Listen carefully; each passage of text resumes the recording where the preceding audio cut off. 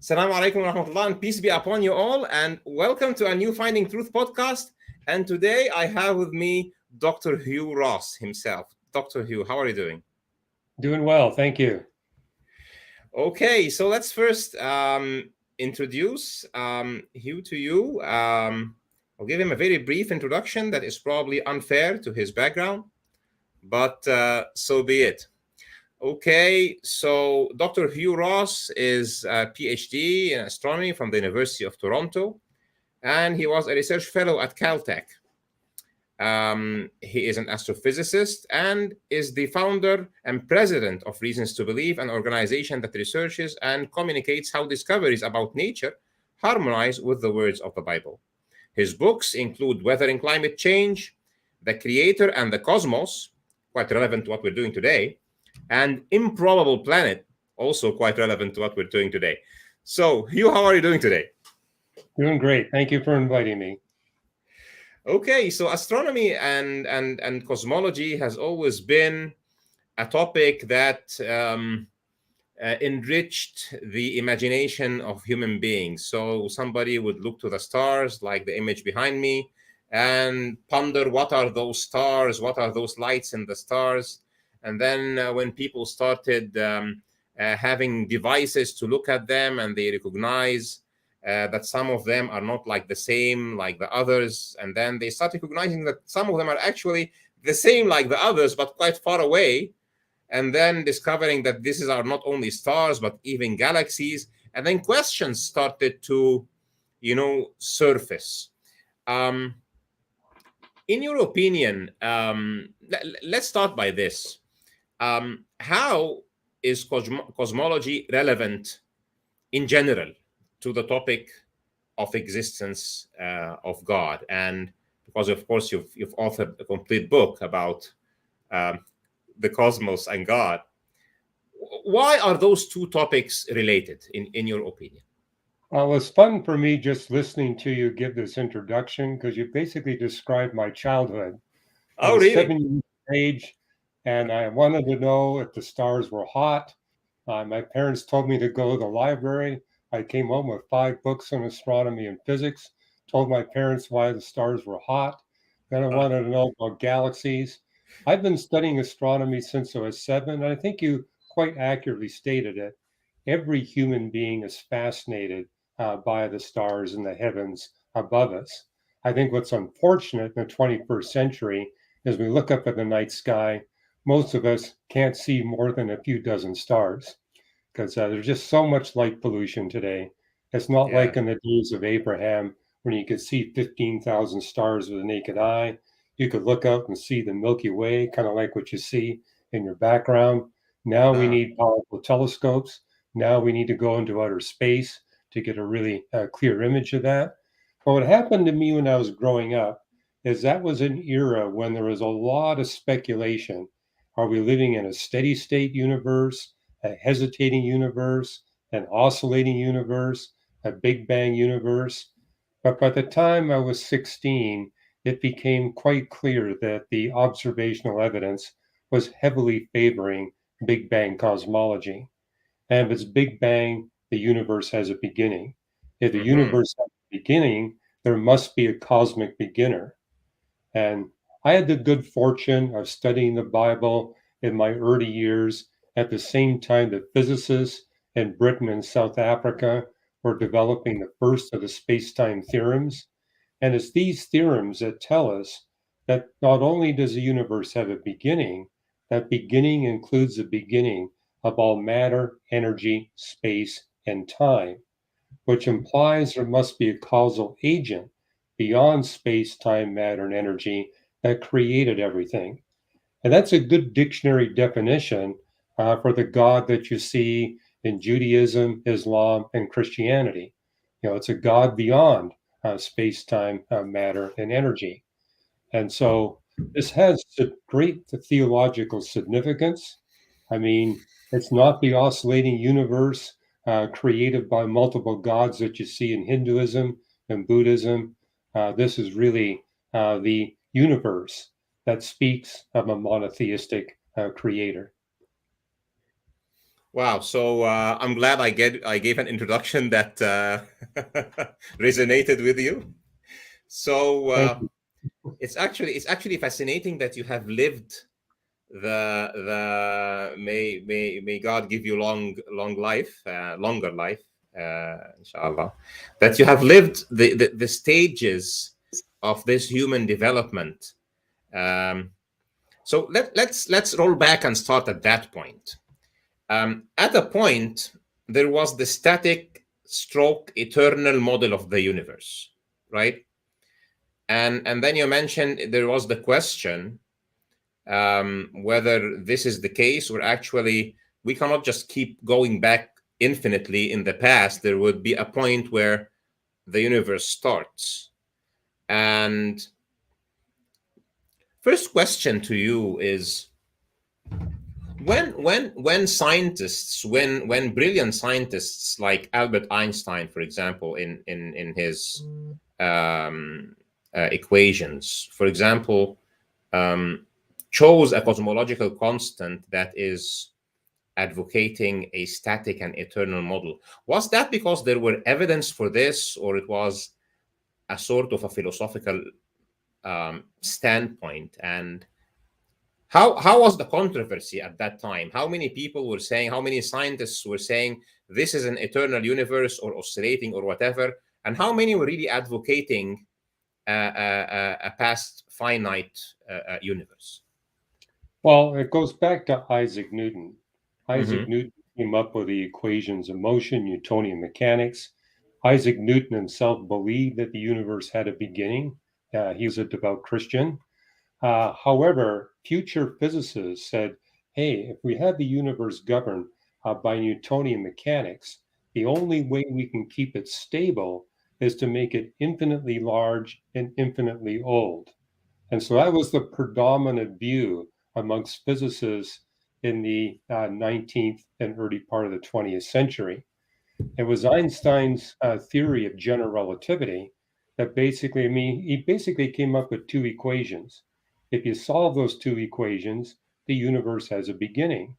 But Einstein realized this goes against the grain of what has been established for the previous 150 years amongst astronomers and physicists.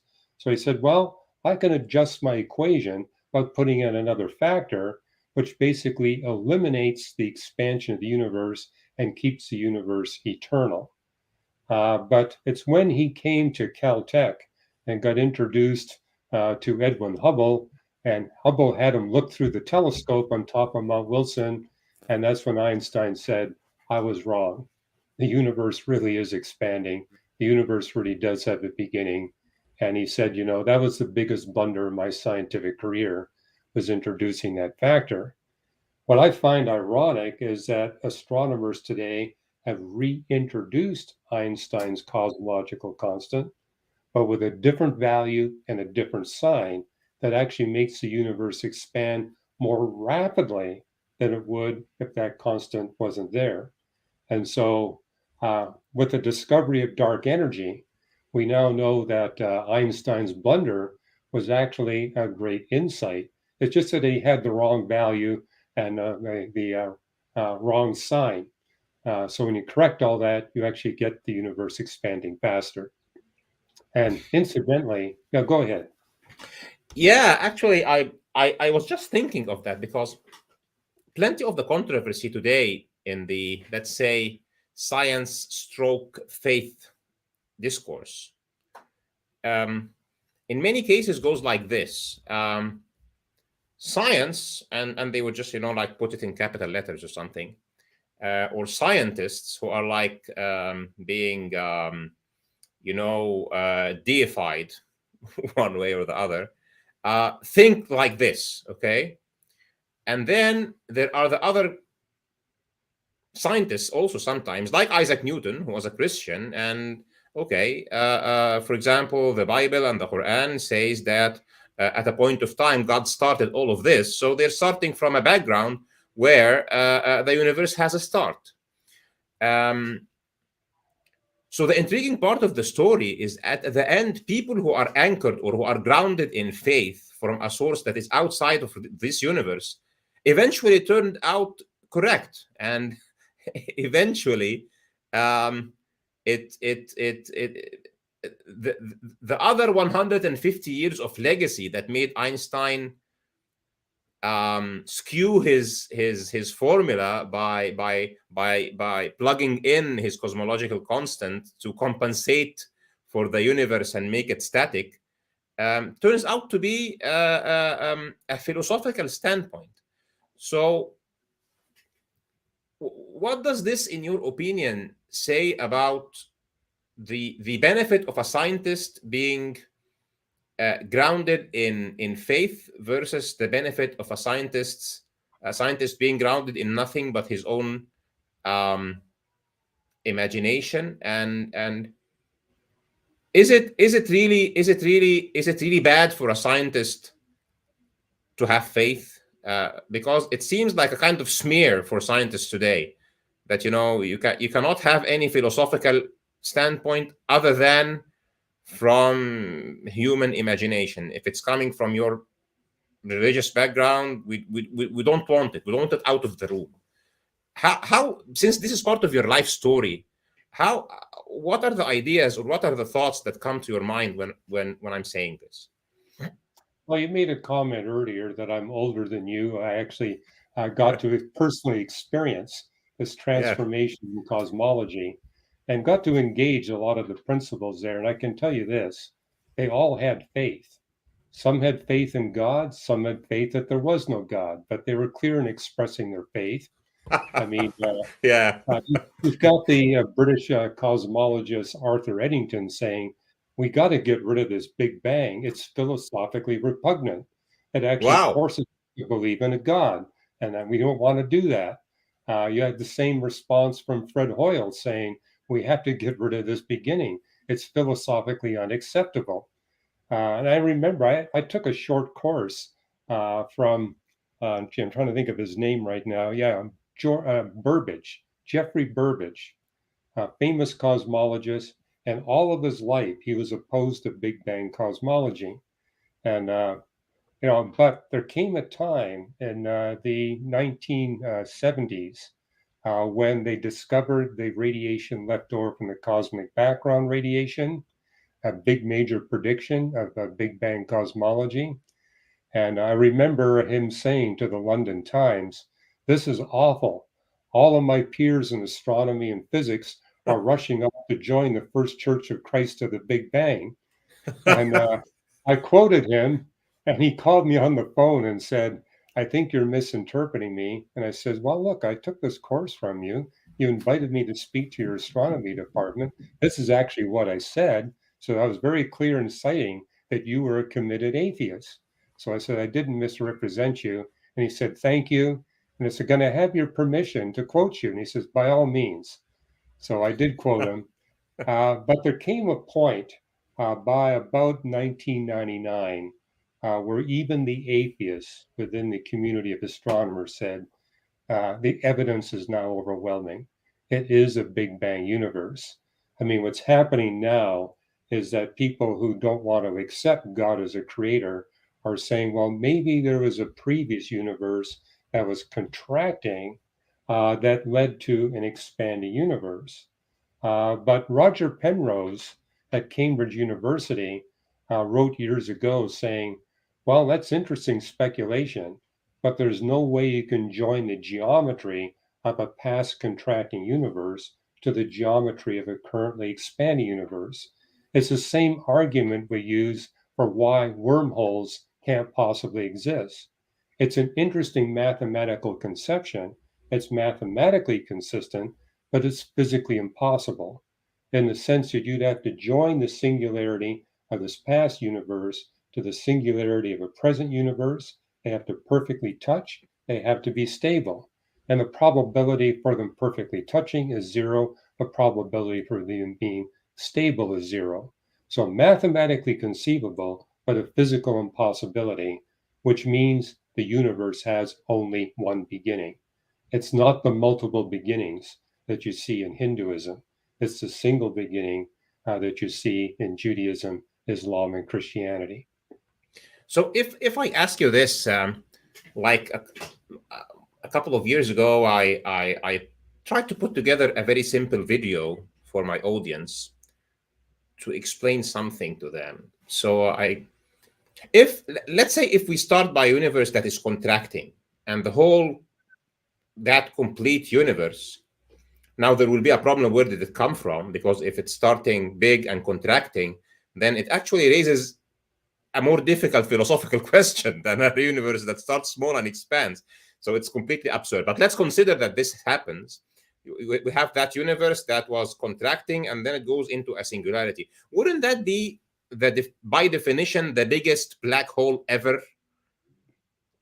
Yeah, and you got an entropy problem. I mean, it's something I wrote about in my first book, The Fingerprint of God, is if you're going to want to have a contracting universe change into an expanding universe, the problem is the entropy measure of the current universe is 100 million times greater than what's necessary for a mechanism to change the universe from contraction to expansion. And again, we got the geometry problem. So that's simply not an option in terms of how we conceptualize the universe. There's a single beginning dating back about 13.8 billion years ago. Great. So um, it brings me to the next thing, which is the cosmological arguments and the relevance to logic and scripture. So at a point of, I had, for example, an interview with Dr. William Lane Craig, and he's famous for popularizing the Kalam cosmological argument, which is obviously very close to my heart because Kalam is already rooted in Islamic culture, and you are here, you're an astronomer already, and myself being a communication engineer, fields and waves, etc., are the tools that we actually use to scan the universe, especially with things like the CMB that you have mentioned.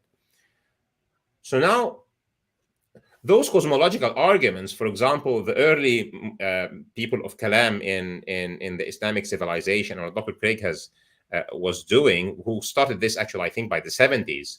I think further major discoveries happened in the 90s, just as you've just said now, and then it starts like this: what starts to exist, what begins to exist, has a cause, and then there was the argument maybe it never began to exist. And then there's the Big Bang. So there is an obvious beginning. Now I'm perplexed. How come there would be today an astronomer or a cosmologist who would escape this inevitable, that is logically inevitable and even inevitable by observation? So even Einstein, when he looked into Hubble's data or we looked into his telescope, he said, I don't like it, but I have to accept it. Okay. And all the other big names that you talked about, Eddington and the others. So how come people how do they get around? How do they get around this? Because they are your colleagues. It really perplexes me. Yeah, well, how they're getting around it now is, and you mentioned the column cosmological argument. As I've been sharing with my philosopher friends, including Bill Craig, to make that effective with scientists, you have to buttress it with the space-time theorems. It's Mm-hmm. those space-time theorems which prove there's an actual beginning of space and time itself, which eliminates speculation about the second step of the column cosmological argument. But there are astrophysicists today who are saying maybe there's an escape from the space-time theorems. And basically what they're speculating and making the point, the space-time theorems are based on two assumptions. One is that the universe contains mass, and you and I and all of your viewers are living proof that the universe contains mass. As I sometimes joke, some of us a little more so than others. But the universe clearly contains mass. The second Obviously. assumption is that the equations of general relativity reliably describe the movements of bodies in the universe. And I've written articles making the point we can now prove that to 15 places of the decimal. So Wow. there's really no doubt that general relativity correctly describes the dynamics of the universe. But there are physicists who are saying, well, if we were to go back to 10 to the minus 43 seconds after the cosmic creation event, That's where we have the universe so extremely hot and so extremely dense that quantum mechanics can now conceivably compete with general relativity in describing the dynamics of the universe. It's referred to as the quantum gravity era. And era is probably the wrong term. We're talking only a 10 millionth of a trillionth of a trillionth of a trillionth of a second. So it's a very tiny epoch of time. But they are correct in that quantum mechanics conceivably could have as just as great an impact, even greater than general relativity. Now, what I've written in The Creator and the Cosmos in the fourth edition is we actually, for the first time, have observations that are penetrating the quantum gravity era.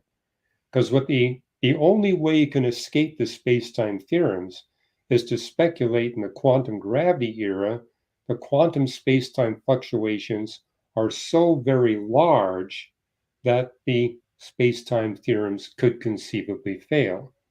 However, if those quantum space-time fluctuations are really large, it will affect the images of distant quasars and blazars, because those quantum space-time fluctuations are going to be multiplied as the light travels from a distant quasar to our telescope.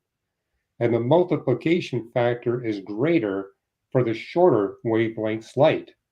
And there's been one observation made where they looked at a quasar 3 billion light years away and looked at it at ultraviolet wavelengths. And they said, we see no blurring in the light. Because if you got large quantum space-time fluctuation, it will make the image blurrier and blurrier.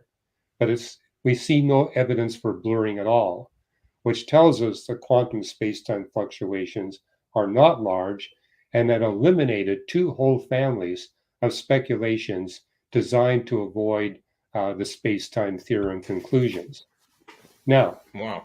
we haven't eliminated all the speculations, but what we're basically demonstrating is this biblical principle you see in Job and Psalms. The more we learn about nature, the more evidence we see for the supernatural handiwork of God. And so here we are making this initial penetration of the quantum gravity era, and it's not good news for the atheists. It's great news for the theists. But that's been the pattern of the past several centuries.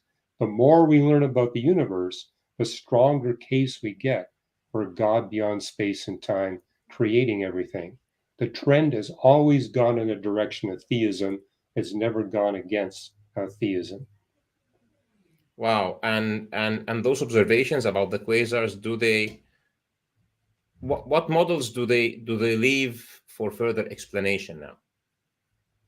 Well, Exploration, I mean. they eliminated two whole categories of quantum gravity speculations. Uh, you know, Yeah, I'm trying to think of the specific models that they're written in The Creator and the Cosmos. But you've got atheists like Sean Carroll saying, well, I'll just back into a smaller corner of speculation. But my point to the Sean Carrolls of the world is you've been doing that all your life. You've been retreating into a smaller and smaller corner of speculation. In science, we look at that as evidence that you've got the wrong model. I mean, with increasing evidence, if you're finding you're being backed into a smaller and smaller corner. But what I'm finding from a lot of my atheist scientist friends are saying, I'm not going to believe in your God until we eliminate all possible speculations. I said, that's being philosophically inconsistent. I married my wife with less than absolute proof that she existed. I had a lot of practical evidence that she existed, but I couldn't claim that I had absolute proof. We humans do not have absolute proof of anything. But there reaches a point where your practical proof reaches a certain level where you say, I can be confident that this woman really does exist and she would make an excellent life partner for me. And I say we need to treat God the same way. There reaches a point where we have enough practical proof where we say, there's no doubt that this God exists and this God wants a relationship with me. I'm going to go for it. And as I actually argue with my atheist friends, I can show you stronger proof practically that God exists than I can that you exist, or I exist, or that my wife exists. And we're going to be consistent in how we live, you have to recognize this God is a real being. And you need to seriously consider the claims he's making on our lives. Amazing. It's a great parable that there is more evidence for God existing than us actually existing, really. But what you have said actually reminds me with an ayah in the Quran. So it says this. It says in Arabic, and then I translate the meaning. It says, "سنريهم آياتنا في الآفاق وفي أنفسهم حتى يتبين لهم أنه الحق." We will show them our signs in the horizons and within themselves until it is evident to them that it is the truth. And the interesting thing about the verse is that it's talking in the future. We will show them. And so when we read this 20 years ago, it says we will show them. When we read it today, it says we will show them. So there is a continuum of we will show them. And it's as if every generation will find something in the horizons that will show them that it is the truth. And it here refers to the basic fact of God exists and this is his revelation, etc. And so it says in the horizons and within themselves. And this is why, so with you now, we're looking at the horizons, and with Fuzz, we're looking within ourselves at the microbiology level. And between those two, the very big and very far away, and it seems that when we go very far away, we reach to the very small also, because we start small. And when we look inside, we find the very small. And on the molecular biology level, there is no way anybody will imagine that this DNA and the genetic system and all this crazy amount of information in our genome is coming from nowhere, just like this universe is coming from nowhere. So my question to you is, if we look at the cosmological arguments and the logic and the observations, and then we look at the scripture, wouldn't that be like concomitance of evidence that a reasonable scientist should say, yes, this must have come from a creator? Isn't this the way the scientific method works? That when you find things pointing to a certain direction, you should like surrender to it and change course? And yeah, that's the rational way to go, but not all us human beings behave rationally in all circumstances. I mean, we're free will beings, and we're born autonomous. We want to run our own life, and the Bible says, "Hey, there's someone who knows better than you do how to run your life." But a lot of people battle against that. So, but I was not raised in a Christian home. Now, there was nobody in our neighborhood that believed in God. It was my astronomy that persuaded me that there had to be a God. And it wasn't until I was 17 that I picked up a Bible and began to go through it.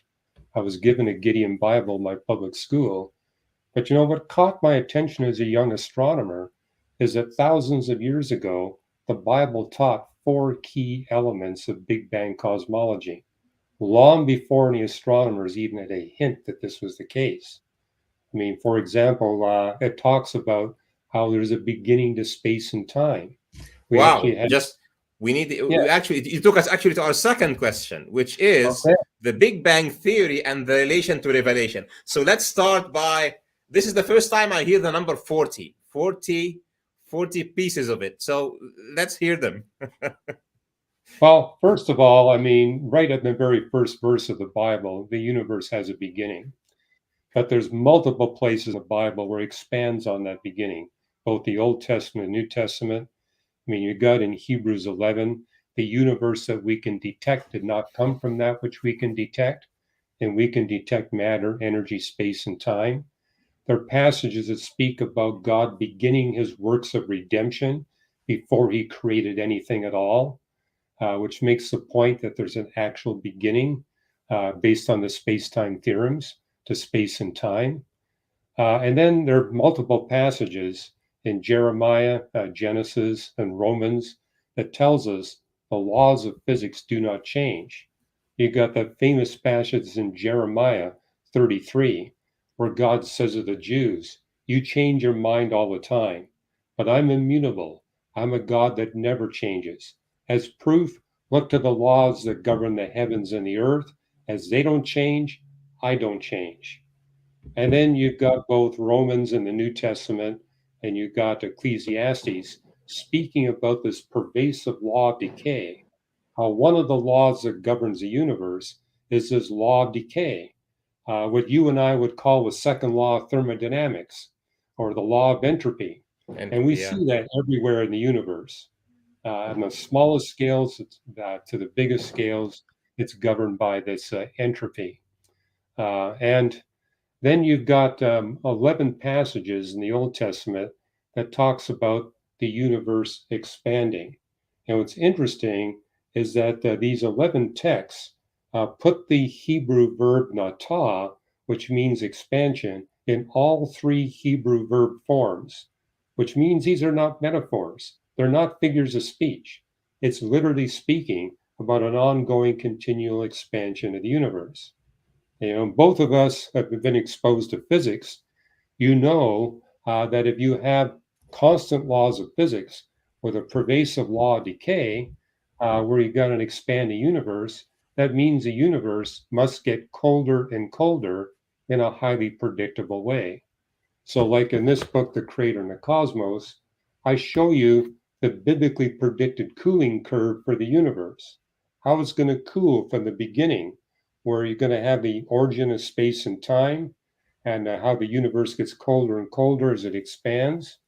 And just 3 weeks ago, astronomers produced the earliest measurement for the temperature of the radiation left over from the cosmic creation event. It's when the universe was only 890 million years old. And the temperature they measured was precisely what you'd expect from a Big Bang beginning, like the Bible predicts. It's right on the nose. And Wow. that now adds up to 15 measurements we have of the past temperature of the universe. And so this is a dramatic confirmation of what was written in the Bible thousands of years ago. And a lot of my colleagues say, hey, Hugh, you're a 21st century astronomer reading this into the text. It's just your interpretation. Maybe you could interpret it differently. I said, wait a minute. Jewish theologians living 800, 900, 1,000 years ago read the Old Testament and drew the same conclusions. Literally centuries before any astronomer had a clue that the universe was cooling down from a cosmic beginning, like what you see there. And so it's not hindsight. We actually have people living long before our time seeing this in the Old Testament and saying, this is what it implies about the universe. Now, there's many more features of Big Bang cosmology, but what impresses me, these are the four most fundamental characteristics of a Big Bang creation model. And they were stated more than 2 millennia ago, not just in one or two texts, but literally in dozens of different texts. Wow, that's number one. I didn't know specifically about four places in the Old Testament where expansion was mentioned. It's actually This 11 different texts by 6 different authors. Wow, 11 different texts. Yeah, Okay, that's quite interesting. So if I look in the Quran, for example, one of the very striking ayat there is an ayah that says, وَالسَّمَاءَ بَنَيْنَاهَا بِأَيْدٍ وَإِنَّا لَمُوسِعُونَ. And the heavens we have created with hands, and hands typically in the Quran refers to power. And we are indeed expanding. وَإِنَّا لَمُوسِعُونَ. And it's putting it in the noun form. So when you put something in the noun form, it means that it's a constant fact. We are expanding, so it's like the relation to the heaven is that God is expanding it all the time. So it has been expanding, it will continue expanding from the point of its start, obviously. And obviously there are plenty of verses that says that he has created, or bara'a sometimes, and bara'a is like bara in Hebrew. And then between those, the significance of the word expanding is the same as you say. So it's Now, the power of any theory is its power of prediction. So when we have a scripture that says, that asserts something like this, that has implications, and only the creator of the universe could know whether the universe is expanding or not at that time, because neither at the time of Moses or Muhammad, peace be upon them, there people were really looking and making those calculations by any means. Is it then even according to the scientific method itself, that if we have a theory or a hypothesis that says the author of this text, which is, for example, in this case, the Old Testament and the Quran, has said that there is a continuous expansion of the cosmos, which predicts that if we look and do observations, you will find so and so, and you look, doesn't that, by virtue of the scientific method itself, confirm that this text is authentically coming from the creator of the universe, in your opinion? Yeah, well, I've written in my book, Navigating Genesis, that the scientific method really should be referred to as the biblical testing method, because the scientific method has its origins in the Old Testament. And, there are four religions that are fundamentally founded on the Old Testament. You got Judaism, you got Christianity, you got Islam, and you got Mormonism. All four of those religions are fundamentally based on the Old Testament. And it's the Old Testament which actually has these commands. Everything must be put to the test.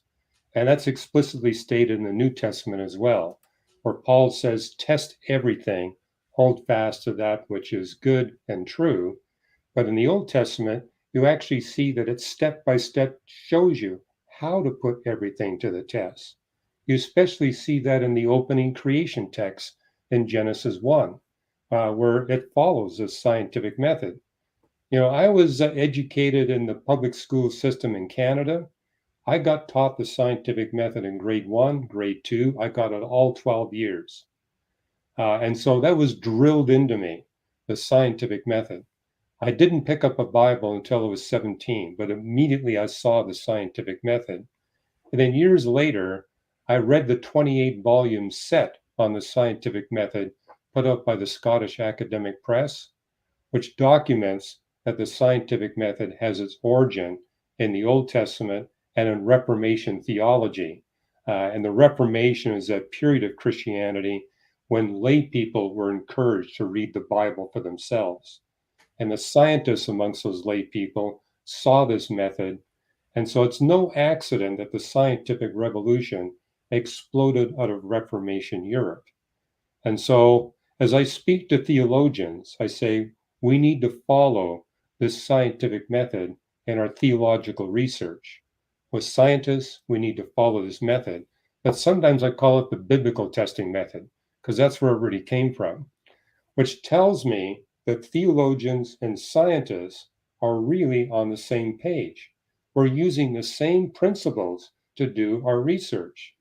And therefore, we should be in much more cooperation and collaboration with one another. And I'm actually beginning to see that at Reasons to Believe, where theologians and scientists are actually collaboratively working together and seeing how these two books, the book of Scripture and the book of nature, overlap, integrate, and cooperate with one another. And therefore, we're actually encouraging people pursuing theology, take some courses in science, take some advanced courses in science. It's going to make you a better theologian. But likewise, I'm saying to the scientists, you need to take some courses in theology. It'll make you a better scientist. That's a great insight. And it's really also very interesting to compare the history at both ends. So Arabs, where the revelation of the Quran came, were people who had no place on the world map in terms of civilization and research at that point of time. It was all controlled by either the Romans or the Persians, and then as they learn the Quran and their point of view to the cosmos and to life changes, a huge scientific revolution happens in the Islamic world. And then what you're saying is, after some time, again, what took Europe outside of the Dark Ages in the Reformation, when revelation was made available to the people, and it got out of the church, it got out of the scrolls where only a few set of people is looking at it, and then people can use God's revelation as an enlightenment to start asking questions anchored and grounded in pointers from the one who has actually created the universe. So it seems that the story repeats itself, and it makes me personally worried that today mainstream science is dominated by a naturalistic, philosophically naturalistic worldview. Yeah, but you know, it's less so, Ahmed, in the Is physical it? science. Oh, yeah. I mean, mathematicians worldwide, over 80% believe in God and an afterlife. And physics, it's high, astronomy. Physical chemistry is also almost as high as you see in mathematics. Is when you go to the life sciences that the percentage drops. But something I saw when I was at CalTech, when I first joined the faculty there, only about 1% of the biology research professors believed in God and an afterlife. But what I saw in the years that followed is that percentage went from 1% to above 25%. You know what brought it up to 25%? As I said, we need to have our biology PhD students not just take courses in numerical analysis and probability theory. We need to require that they take advanced mathematics. And so the introduction of advanced mathematics into the PhD program for those in the life sciences suddenly catapulted the belief in God and an afterlife above 25%. So, and it takes me Wow. back to that conference in 1966 where they brought together evolutionary biologists and mathematicians, and the mathematicians destroyed the naturalistic Darwinian model in just a couple of days. You know what the response was of the life sciences? We're never No. going to have a conference like this again. Too bad. And since 1966, there's not been a conference like that. But what Wow. I saw at Caltech was the power that mathematics has, because what the mathematicians basically did in 1966 is saying there are limits on what these biological processes can do based on the mathematics. And the limits have significant constraints, basically eliminating strictly naturalistic explanations for the origin and history of life. What I find exciting is we now have really well known non theistic paleontologists basically saying we're in deep trouble. Deep trouble in the sense that when we look at events like the Avalon explosion and the Cambrian explosion, it's not the species and the genera that show up first, like the naturalistic models predict.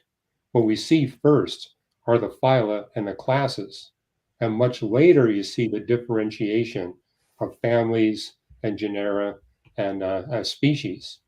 The naturalistic mechanisms predict you're going to get small changes that will lead to the proliferation of species, then genera, then families, then orders and classes, and last of all, you're going to get the phyla.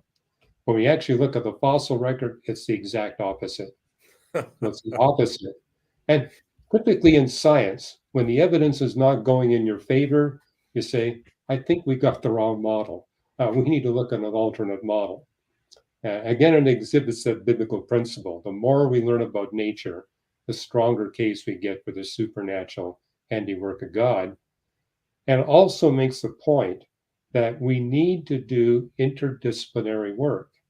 How I'm engaging evolutionary biologists now is I'm saying you're ignoring solar astrophysics. The astrophysics of the sun has a dramatic impact on how we interpret Earth's life. Mhm. Why? The sun is getting brighter and brighter as it fuses hydrogen into helium, which means you're going to need life on the planet at different times with greater capacity to pull greenhouse gases out of the atmosphere. So as the sun gets brighter, the atmosphere becomes less effective at trapping that solar heat. And only a mind that knows the future physics of the sun will know which life to remove from planet Earth and which new life to replace that with. You're going to need mass extinction events followed quickly by mass speciation events. And then I stunned them with Psalm 104. Psalm 104, verses 29 and 30. It's a property of all life to die off, but God recreates and renews the face of the earth. And so it's God that is mastering these mass extinction events, wiping out 50 to 90% of the life on planet Earth, but quickly replacing with new life, where that new life pulls more greenhouse gases out of the atmosphere so we can sustain a long history of abundant life on planet Earth. And without that long history, we wouldn't have the limestone, we wouldn't have the coal, the oil, the natural gas, the marble, the concentrated metals that we need to launch and sustain our civilization. That was an amazing verse from Psalms, actually, and it really encourages me to read Psalms cover to cover. And Psalms in the Islamic tradition is called Zabur, Right, and right, yeah, and it is, of course, a holy book from God, a revelation, and right. it's very. I never saw that. I never heard that connection between this verse and mass extinction. So great insight for sure, and relating the thing to the properties of the sun.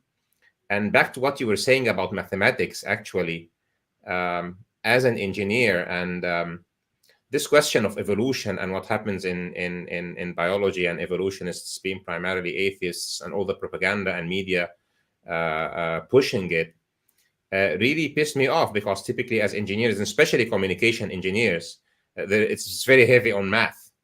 And I'm looking at this, and I'm looking at what it takes to make a gene do anything, and what nonsense! This can never happen. It's not like there is a small possibility. This is completely impossible. It's zero. It's zilch. It's nil. Well, the irony for me is that when I engage evolutionary biologists, their poster child are whales, saying, look at all the transitions in these whales. I said, whales are really big animals. They can weigh up to 100 tons, and they have low populations, and they don't produce very many progeny. And say, hey, your naturalistic models tell us this: the greater the population, the higher the probability you're going to get change through mutations and natural selection. But the lower the population, the lower the possibility. The bigger the Hmm. body size, the lower the possibility. Yeah, And doesn't fit so, with and whales. respiration time. It's one thing for a bacterium that can reproduce in 20 minutes, but a whale can't reproduce in 20 minutes. It's years. And Yeah. so the whale is actually the worst example that they could cite. If you actually plug in the numbers, the numbers, you realize, and moreover, what I think is exciting, when I look at the history of whales in the fossil record, whales play a crucial role in bringing greenhouse gases out of the atmosphere. And we see the first whales are in fresh water, then very small populations, then they move into estuaries, then they move into the shores near the continents, and today they're in all the oceans of the world. And it's such that, with God's control, He's ensured that different species of whales are introduced at different times, at different population levels, so that they can help bring down the greenhouse gases of the atmosphere. And whales being as big as they are, with so few progeny per adult, and their long generation time, means they have a high probability of going extinct. But God likes whales. There are many passages in the Old Testament talking about how much God loves whales. When they go extinct, He makes new ones.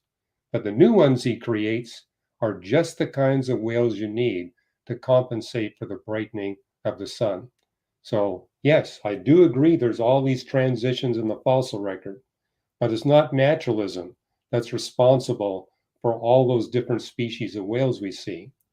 It's the mind of a creator who knows exactly what kinds of whales we need at what time and what numbers to help compensate for the brightening of the sun. That's the reason we see all these different species in the manner and order that we do. And we can probably say the same thing about dinosaurs and what have you, right?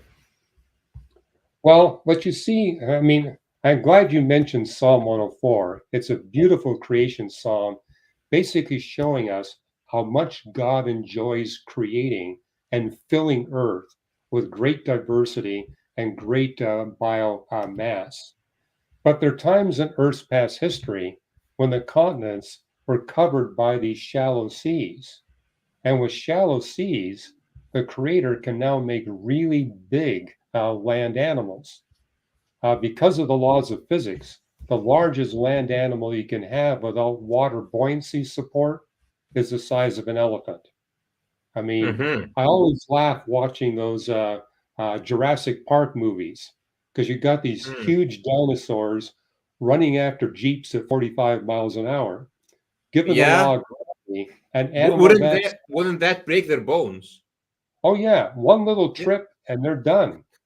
And so animals that size cannot move without water buoyancy. But if you've got, say, 20 to 30 feet of shallow seas covering millions of square miles, now you can have animals that weigh 60 tons and stand 20, 30 feet tall because the water provides them with the buoyancy so that they don't kill themselves because of their exposure to the law of gravity. And Wow. what you see is that whenever the environment of the land masses changes, we have the maximum biomass that the laws of physics will permit. That to me is what's so remarkable about the past 3.8 billion years of life history. It's always at the maximum biomass and maximum biodiversity. And that's the message you see in Psalm 104, how God packs our planet with as much life as possible, as diverse as possible, and basically says no matter where you go on the planet, you're going to find life on the highest mountains and the deepest oceans, and it's always there and maximum biomass and biodiversity. But you're not going to get that through a naturalistic process.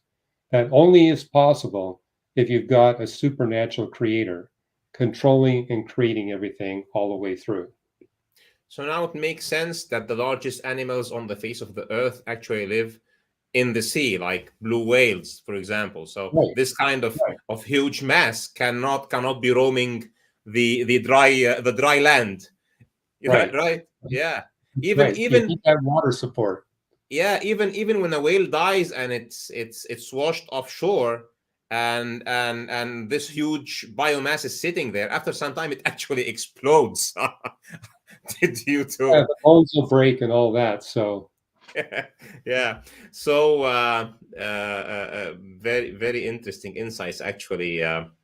It took us to the world of biology, but I hope that the percentage in evolutionary biologists, number one, that they stop calling themselves evolutionary biologists, and then as biologists, the percentage of people who believe would actually keep going up. However, it stuns me that the Carols of the world are more outspoken than if it is the case that there are many theists in astronomy and cosmology and physics and mathematics, how come there is no prevalence of views like yours on the stage and in the media? How come we're listening to Neil deGrasse Tyson and Lawrence Krauss and Shankaral, etc., well, and the not to the atheists Hugh tend Rosses to of the be, world? yeah, the atheists tend to be more outspoken. I remember when I first arrived at CalTech, and the astronomers there would see me sharing my faith with atheists in the hallways, and then they would say, "Hey, come into my office." And when I got into their office, they said, "Close the door." And with the door Mhm. closed, they would tell me that they were a Christian, Oh, that they were, oh yeah, I mean, had a strong faith. And I said, "Well, if you are a believer, why are you not more outspoken?" And they said, "Well, unlike you, I cannot provide an adequate scientific defense. And so I keep my faith quiet." And I found that there was a lot of people like that. in the scientific community. I met lots of Christians on the faculty at CalTech, but the vast majority of them wanted to be quiet about their faith because they hadn't really been integrating the two books. And it's hard work. I mean, as this one famous astrophysicist told me, he says, look, it's tough enough for me just to keep up with my research. For me to actually dig into it to the level that you have. And also, what I noticed was they were predominantly raised in Christian homes. I was not. So it took science to bring me to faith in Christ. And because of that background, I actually did work hard on trying to provide a strong scientific defense about my belief in God. But yeah, be encouraged because frequently they do surveys of men and women in research science, and this has been done since 1916. And Mm-hmm. the percentage, it was interesting. In 1916, they did this survey and said, well, 45% of research scientists believe in God and an afterlife. But the philosopher who was an atheist who produced this survey said, mark my words, within a few decades, with the advance of scientific research, that percentage will plummet. Uh-huh. Well, the survey was repeated in 1996. It got the same percentage, Okay. 45%. It didn't change. And this is the Um, 45% who actually had the courage to say we do. Maybe there are others who don't, like the ones who close the doors. right, right. Yeah, it could be higher. Uh, I've also noticed too that people who claim to be agnostics or atheists, they typically live in big metropolitan cities. Mm-hmm. When I engage people in rural areas of the world, the level of belief in God is above 90%. But when I go into these big metropolitan cities, that's where I find the percentage dropping. And I Yeah. think there's a good explanation for that. The Bible tells us that heavens declare the glory of God, the heavens declare the righteousness of God. But if you can't see any stars in the night sky, it doesn't declare much to you. And likewise, you got in the book of Job, look to the wild birds, look to the wild beasts of the field. They will teach you, they'll instruct you. And what you see in the book of Job is he's referring to spiritual lessons, not biology lessons. Hmm. But people who live in big metropolitan cities, they're cut off from contact with these wild birds and wild mammals. And that's why I like to take people into really wild parts of Canada, where I was born, raised, and educated. Go to places where I know humans have not been there in 50 years and Uh-huh. watch how the animals relate to you. They want to come to you. They're attracted to us. They want relationship with us. And it basically makes the point. The reason these animals run away from us is we abuse them. And Yeah. if there's no abuse, they come to us. And so, just like our sin causes these animals to run away from us, our sin causes us to run away from God. Just like these animals are designed to come to relate to us, a higher species, we humans are designed to come and relate to a higher being. And just like these animals, when they're in a bonded emotional relationship with a higher being, they outperform their wild cousins. Likewise, when we humans are emotionally bonded to our creator, we outperform. I saw that in my own life, is that my productivity as a scientist went way up once I gave my life to Jesus Christ as creator, Lord, and Savior. And so, but if you look to the animals, you see these principles. And but so many people today are cut off from that contact. And so we're all aware there's this rise of people who call themselves nuns, people who have no religion. I Yeah. mean, for example, in the country of Iran, atheism is the fastest growing religion, Oh. but they're cut off. I mean, because so many Iranians are now living in big metropolitan cities. So, but that's a worldwide phenomenon. And so that's why I think we need to encourage people to be exposed to wild nature.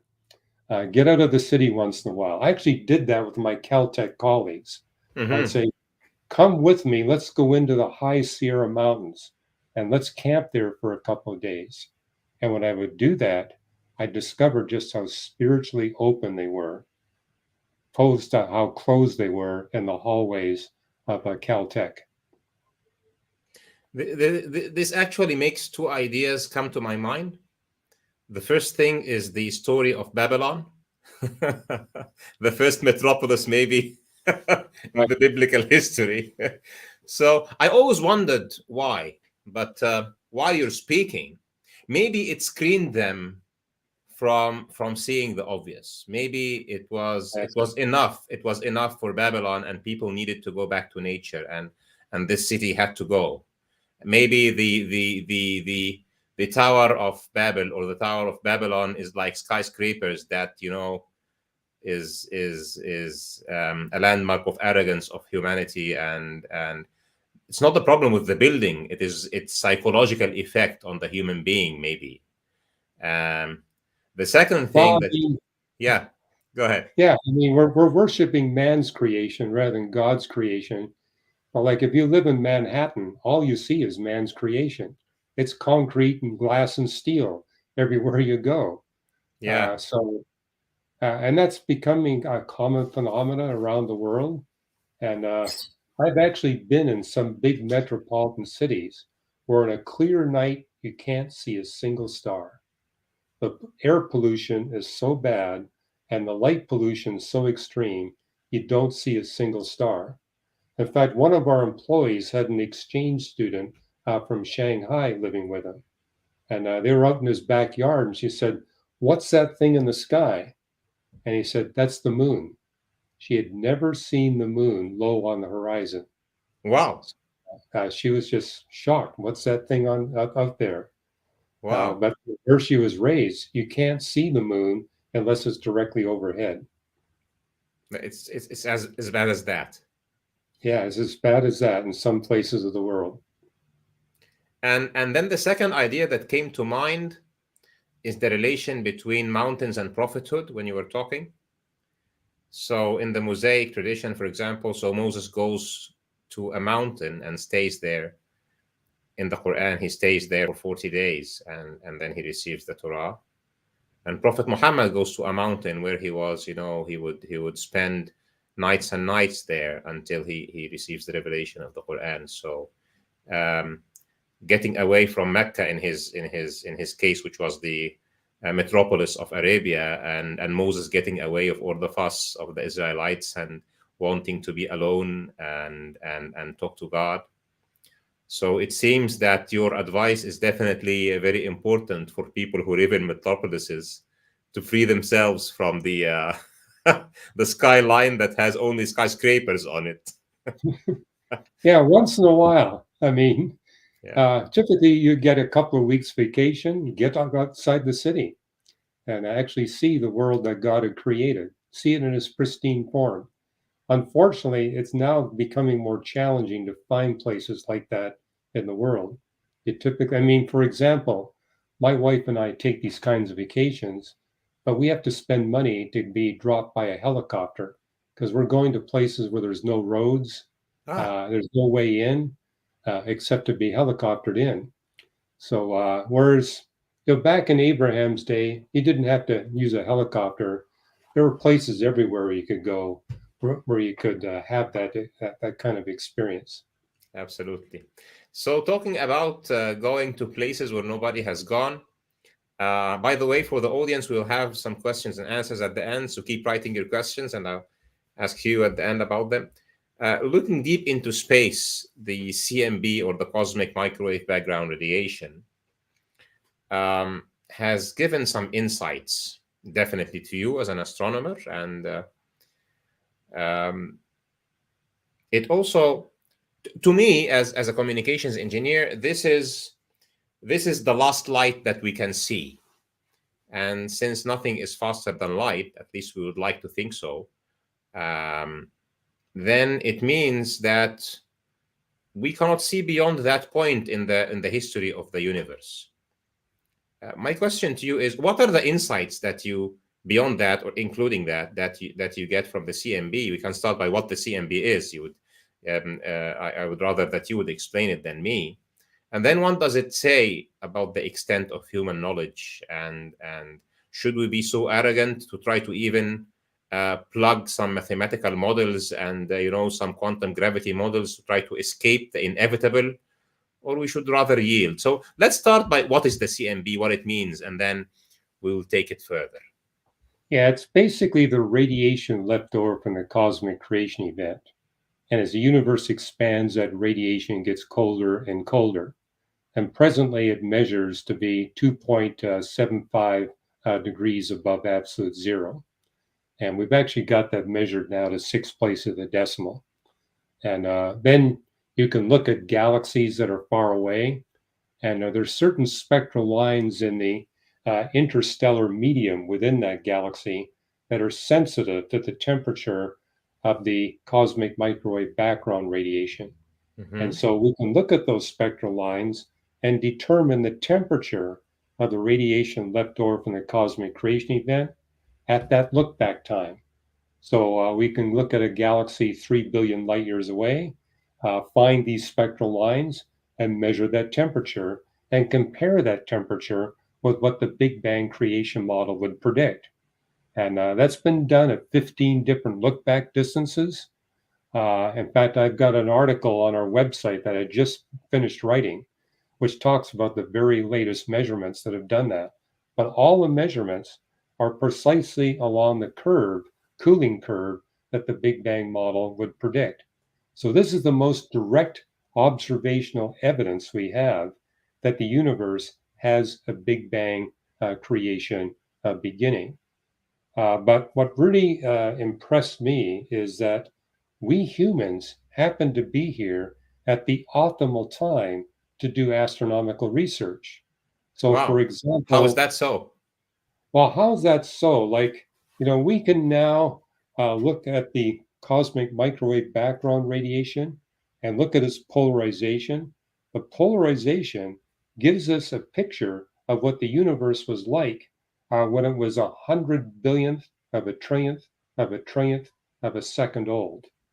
So we Wow. can actually get that close to directly observing the cosmic creation event. I mean, I tell my wife that since I'm an astronomer, I have no access to the present. I cannot be held responsible for the present because all my data comes from the past. We look at the sun, we don't see it as it is now. We see it as it was 8.25 minutes ago, because that's how long it took the light to reach us. So the Mm-hmm. farther away we look, the farther back in time we see. However, it takes time for light from the cosmic creation event to travel on the space surface of the universe and reach our telescope. So if we humans were placed here, say 5 billion years earlier in cosmic history, we'd only be able to see the last 2/3 of the history of the universe. Because we're here at 13.8 billion years after the cosmic creation event, we can see the entire history of the universe and directly witness the cosmic creation event. And Wow. I've argued in my books, it's our ability to directly witness the cosmic creation event which gives us our most compelling evidence, scientific evidence, there must be a God beyond space and time who created and designed the universe for us. Wow. Actually, this was my question, which is what access do we have to the era before the observable light of the CMB? And what you're telling me here is that we can use measurements that relate to the polarization and actually roll back to the very, very earliest moment. Is that what you're saying? Well, one little caveat. The Big Bang creation model predicts that you don't get photons until the universe is slightly older than a trillionth of a trillionth of a trillionth of a second. But Mm-hmm. we can trace the light all the way back to 100 billionth of a trillionth of a trillionth of a second. So it's actually another confirmation of Big Bang cosmology that we can actually go all the way back to the origin of life and directly witness that. And by the way, there's another caveat to what I was saying about observability. We now know that the universe is dominated by dark energy. Dark energy makes up about 70% of all the stuff of the universe. And it's that dark energy that accelerates the expansion of the universe. So next year, it'll expand faster than it is right now. Well, we're living at a time when, as we look back to the cosmic creation event, the light relative to us is moving at just barely under the velocity of light, which means as we go into the future, it'll move faster than the velocity of light. And when that happens, it's no longer accessible to astronomers. So if we were put here 5 billion years in the future, we'd only be seeing the last 2/3 of the history of the universe. If we were 5 billion years earlier, we'd only be seeing the last 2/3. We're here at the one time in cosmic history where we can read the entire book of nature from the very beginning right up to the present, which tells me somebody wanted us to read that book. And Wow. something I've added in this book, Why the Universe is the Way It is that we're also at the one location. We are living in the darkest parts. We're living in the darkest part of the observable universe where advanced life is possible. And if we were in any other part of the universe, the cosmic light would block out our view. But we're living in that one place where we can actually see the entire history of the universe. And we're living at the one time. Because I've run into astronomers and say, I think it's just a sheer coincidence that we happen to be living at that one time. But I said, we're also living at the one place. And given how big the universe is and how old the universe is, this can't be a coincidence. Somebody wanted us to read the book. So, wow, this has been a blast. So it again, I reflect again on the same verse that I told you in the beginning, which is, we will show them our signs in the horizons. And it seems that we are exactly sitting on this planet Earth, where there is this dark, vacant observatory that we are sitting at. Like when we want to have a space observatory, we would put it in somewhere where we don't have light pollution and we have clear skies. So we have clear cosmos in front of us. So we are at the best observatory in the universe. This is what you're saying. And well, we let me are put a also, twist yeah, on that passage you're quoting. We're living at the only horizon where we can actually see everything. In the wow. future, the horizon won't be there. In the past, the horizon wasn't there. We're living at that one time and that one place. So, Wow. Because earlier the light wouldn't have had the chance to come to us, and later, because of the expansion of the universe, it cannot catch up with us anymore. yeah, This is what because of you're the essentially moving saying. velocity of light. Correct. Yeah. Yeah, and just for the audience who would say, how come something moves faster than the velocity of light? So relativity would say that it is because of space expansion, and space can do whatever it wants, right? More or less. Yeah, there's no limit on how rapidly it can expand the space surface of the universe. So, yes, it can expand much faster than the velocity of light. In fact, we know that's the case because we can demonstrate now that the universe had an inflation event when the strong nuclear force separated out from the other forces of physics. That was a time when the universe was expanding millions of times faster than the velocity of light. So we got direct observational evidence that the space surface of the universe is not subject to the limitation of the velocity of light. Everything physical is. So the photons and the matter are subject to it, but not the space surface. So it takes me to the next question, Hugh. It's okay. So you're saying, without going into very sophisticated technical details, that from the light that we can observe from the CMB and observations of spectral lines, we can actually poke into the very, very earliest moment right after the initiation event. May there be light in Genesis, or its Yeah. equivalent in the Well, it Quran. says, let there be light. That's referring to what happened when the universe was a trillionth of a trillionth of a trillionth of a second old. Yeah, and however, people until now would just keep on plugging those mathematical models. So you say, we do have observation of the CMB, we do have calculations that says this is how it started, there were the photons, etc.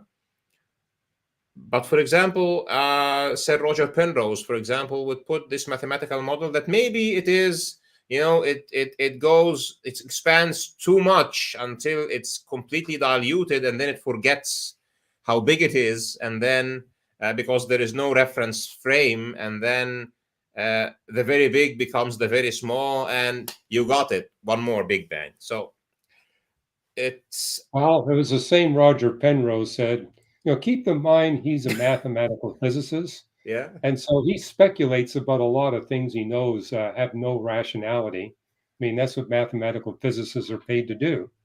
And so don't be surprised if you find him contradicting himself, because you'll say, hey, I was just playing with the mathematics to see what would come out of the math. I'm not saying this is necessarily physically true. And so a lot of people misunderstand Roger Penrose. And we need to give people like that the freedom to go into these mathematical speculations, because often there's a byproduct. We can actually use that math for other purposes. So this is something I'd like to see. But it was Penrose himself who said, we got geometry problems that are not going to get resolved.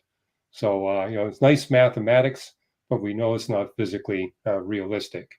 So, And he is the same person who said that the entropy at the initiation event was like 10 to the 10 to the 124 to the 1024, which is a number that nobody can actually even write, probably. And right, this you can't means, actually write it out. yeah, right? Uh, Right. so, Well, I so mean, I like reading his papers because he's got a very inquisitive mind, and he basically doesn't put limits on the speculations. But if you read his papers carefully, you'll discern his concessions saying, hey, I'm not actually saying this is the way it is, but look how fun this math is, and look at what can happen. yeah. So, And by the way, he is a theist. He, uh, he's not a Christian, but he is a theist. oh, And wow. I didn't know that what's because it's not very clear from what he says whether he is on that camp or the other one. Well, there is a famous course that was taught by Roger Penrose and Stephen Hawking, where each of them traded lectures. So it's a Uh-huh. semester-long course. I've actually got the book that was based on that course. And you've got Stephen Hawking, who takes a non-theistic perspective or a deistic perspective, actually takes a deistic perspective. There is a creation event, but it's a God out there who doesn't intervene anytime thereafter. And then you got Roger Penrose saying, I think this God is more than that. It's a personal being. Because he says, when you actually look at the universe, it's got characteristic features that really testify of a personal being behind it all. And what's fun about the course they taught is a very friendly debate, but they go back and forth debating one another versus deism versus theism and going through all that. The book is quite technical, but nevertheless quite entertaining, watching these two famous physicists engage one another in a semester long debate. But in my opinion, Penrose wins the debate. It's theism, it's not just deism. And I just wish that he would go a little bit beyond just the theism and say, hey, this is a personal God that actually wants a relationship with us and has made a way for Absolutely. that to happen. Absolutely. So it's good news to learn that actually Penrose has okay, at least a deistic, maybe Well, if even a you want to see theistic. evidence for that, I give a citation in The Creator and the Cosmos, where he Uh-huh. actually said that on BBC television, Wow. where he Okay. was interviewed and said, yeah, it's not just deism. I see purpose. There's purpose in the universe. And where you got purpose, that tells us we're dealing with a personal being, not just some mindless deistic creator. So he That said that in front of the entire British BBC audience. that's great. And then one would wonder how this is not, like goes on and on in the media rather than just what the other stuff. So my question to you then is, so the extent of the reach of the science is at the point there is photons, okay? And then we have in the Bible, so God says, "May there be light," And in the Quran, it says, Allahu nuru samawati wal ard. God is the light of the heavens and the earth. And it's and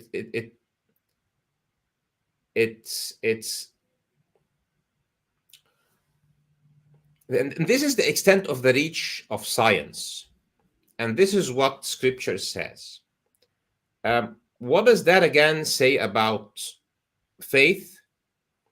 Yourself as an astronomer and a cosmologist who believes in a holy book, myself as somebody who has intimate relation with waves and light and photons, and also believes in a book.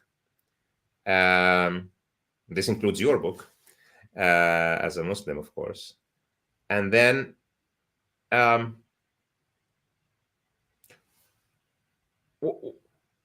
why? For example, I was having this conversation with somebody over social media, and he was sending me private messages. And this was actually just yesterday, okay? And he said, so I told him, he's saying, I'm struggling with the belief in God, okay? I want to believe, but I'm unable. So I told him, if you look at the physical world around you and in logic, you will have to resolve that there is a creator. But then he says this, but how come all those scientists do not believe in God?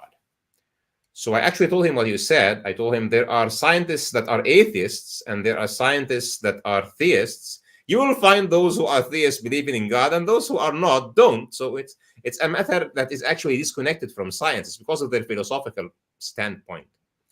But then my question to you is, those scientists who do not have faith, who do not believe, who do not take the theistic or even the deistic view, who believe in nothing, how would they explain where those photos came from? What would they have faith in? If they are atheists, what would they have faith in? Where did this come from? There's an article you'll see on our reasons.org website that I wrote, and it's called Default Atheists. Okay. And I debated a lot of atheist scientists, but I like to engage them after the debate. And, I remember debating a famous evolutionary biologist and paleontologist from the University of Washington. And I said afterwards, you strike me as an individual who's totally consumed by your scientific research. I says, I enjoy reading your books because I can see your passion for really digging in to the scientific record. And he told me, yeah, it's all consuming. It's all I think about day and night. And I says, well, I think you're addicted to your scientific research. It's like a captivating video game.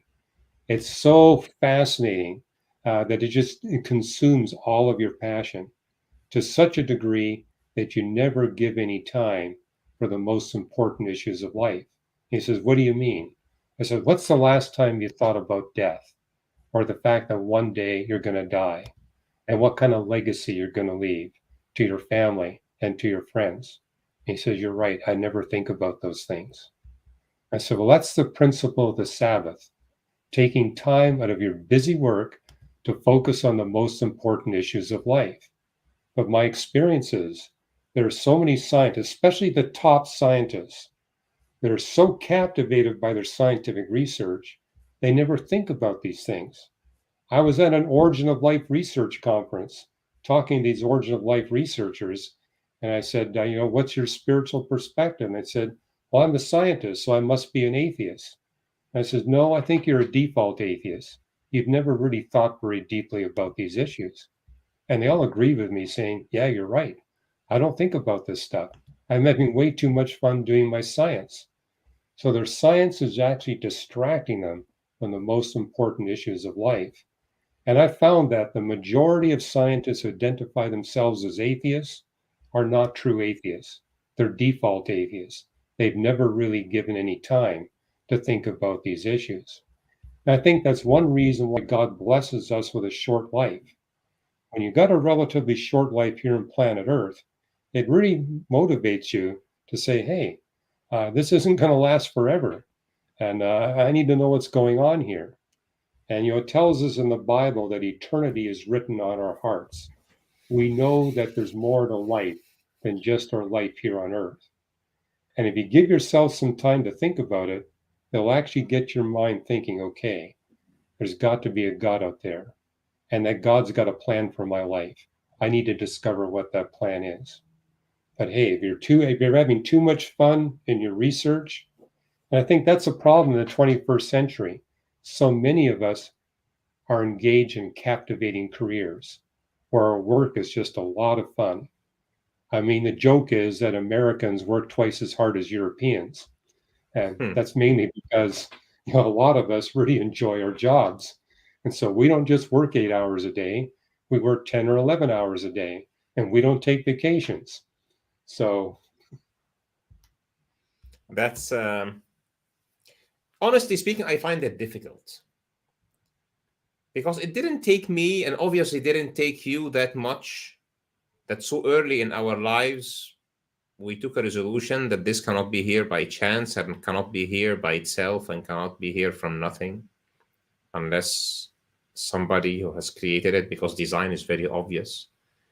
Um, is it is it is it a, is it from what you have seen, the reality of the matter is, I'm so busy, I don't have the time to put into this, or at a point of time I decided that I do not want to put time into it, so I will fill my life with everything else but this? Because when you talk to yeah. somebody and you tell him this, and he knows that his destiny depends on it, his eternal destiny depends on it, and he still doesn't do anything about it, what does that say? Well, that tells me that they're concerned that this God out there is going to ask them to change their life. And they may want to say, I don't want to do that. And I've run into scientists who identify themselves as atheists who say, yes, there'll come a time when I'll think about it. I'll think about it when I'm no longer able to do my scientific research. And I Hmm. says, well, there's a warning in scripture that you could wait too long. So don't wait too long. Now is the time to think about these things. And you never know. You might have a car accident tomorrow. You can't count on the fact that you're going to have 30 more years where you can do active scientific research. And again, the principle of the Sabbath is take time out of your schedule every week. Don't wait 30 years to have a Sabbath. We need to have a Sabbath every week and devote that Sabbath to focusing on the most important issues of life. Great insight. It also reminds me to remind not only your fellow Christians and people in Judeo-Christian traditions, because so few Christians today actually observe the Sabbath, right? It's really sad. And in the Quran, actually, not observing the Sabbath is a very, not sure if you know that, but not observing the Sabbath is a very big sin in the Quran for people who Well, follow it is in the Torah. Bible too. I mean, Yeah, of that's course. something that we see in Judaism, Christianity. Yeah, But yeah, I think the problem is worldwide, you got people who are so consumed with a good life, and we got more wealth and technology we ever had before, and it's distracting us. And we're warned in Scripture not to be distracted by the good things of the world. This universe is not our home. It's a stop path. I mean, our ultimate destiny is the new creation. This absolutely. universe is temporary. And so we need to be thinking about life in the same context. The universe, as old as it is not going to last forever. And our lives are going to move on into a new realm. We're not going to be in this realm for very much longer. And for us, Absolutely. we're talking only 80, 90 years, and we exit this realm. Absolutely. And it also reminds me to remind my fellow Muslims that, like there is the Sabbath in the Judeo-Christian traditions, we have the Jum'ah. And it's not just the time of the prayer that you should observe. You should take some time out of your Jum'ah to have peace and really stop and think. It's good that Friday is a vacation in the majority of Muslim countries, but yeah, it is the time from dawn until the prayers that you should actually take some time off. And then we have Ramadan every year, where we have at least the last 10 days where you should take, let's say, a sabbatical and contemplate on things. So very great insight about taking some time off indeed, and doing it in a conscious way. We are at 1.5 hours, and maybe we would like to give some time for questions. But I Sure. want to ask you. I want to ask you this. Maybe we take 2-3 minutes on it.